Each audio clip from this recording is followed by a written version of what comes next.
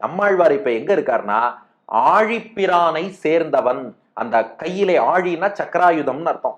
ஆழிப்பிரான்னா சக்கராயுதம் ஏந்தி பேருதவி புரியக்கூடிய ஆதிநாத பெருமாள் சேர்ந்தவன்னா அந்த பெருமாள் திருவடியோடு சேர்ந்து இன்னைக்கும் பாதுகை ஷட்டாரி திருவடியை விட்டு பிரியாமல் நம்மாழ்வார் இருக்கிறார் அல்லவா.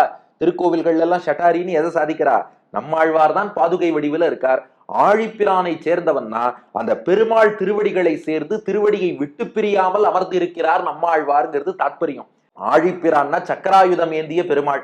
அதை எதுக்குப்பா சொல்றாருன்னா வேற ஒண்ணும் இல்ல, பெருமாள் ஆழிப்பிரான்னு சக்கராயுதத்தை ஏந்தின்னு இருக்க ஸ்டைலும் அழகும் மிடுக்கும் இருக்கு இல்லையா, அந்த மிடுக்குல தான் நம்மாழ்வார் மயங்கி இந்த பெருமாள் திருவடியிலேயே நான் உட்காந்துக்க போறேன்னு போய் பிடிச்சிருந்தாராம். அதனால ஆழிப்பிரான் ஆழி என்ற சக்கரத்தை ஏந்தி பிரான் அந்த அழகாலே மயக்கி பேருதவி செய்து என்ன பண்ணிட்டார்னா நம்மாழ்வாரை சேர்த்துனுட்டார், திருவடியில சேர்த்துனுட்டார். அதனால ஆழிப்பிரானை சேர்ந்தவன் பெருமாளோடு சேர்ந்துட்டாரா நம்மாழ்வார். நம்பிள்ளை ஈட்டுல விளக்குறார், பெருமாள் கையை விட்டு சக்கராயுதம் எப்படி பிரியாதோ அது போல பெருமாள் திருவடியை விட்டு நம்மாழ்வார் பிரிய மாட்டார். பெருமாளுடைய கைக்கு என்னப்பா அடையாளம்னா சக்கராயுதத்தை எப்போதும் ஏந்தின்னு இருப்பார், அதுதான் அடையாளம். பெருமாள் திருவடிக்கு என்ன அடையாளம்னா நம்மாழ்வார் பாதுகையாக உட்கார்ந்திருப்பார், அதுதான் அடையாளம். அதனால ஆழிப்பிரானை சேர்ந்தவன். அந்த ஆழி என்ற சக்கரம் எப்படி பிரான் கையில் எப்போதும் இருக்குமோ அது போல அந்த பிரான் திருவடியில் எங்கள் ஆழ்வார் எப்போதும் எழுந்தருளியிருப்பார். அப்போ கையிலே ஆழி காலடியிலே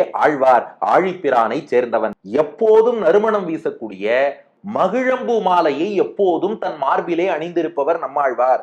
முதல் பாட்டிலேயே சொன்ன பெருமாளே நம்மாழ்வார் கழுத்துல ஒரு மகிழம்பூ மாலையை போட்டு இனி நீங்கள் பாசுரம் பாடலாம் என்று நியமித்தார் என்று அந்த மாலையை எப்போதும் நம்மாழ்வார் அணிஞ்சிட்டு இருக்காராம். அந்த மகிழம்பூ மாலை தான் நம்மாழ்வார் திருமார்புக்கு ஒரு அடையாளம். எப்படி பெருமாள் நாராயணன்னா துளசி மாலை அணிந்திருப்பாரோ நம்மாழ்வார்னா மகிழம்பூ மாலை அணிந்திருப்பார்.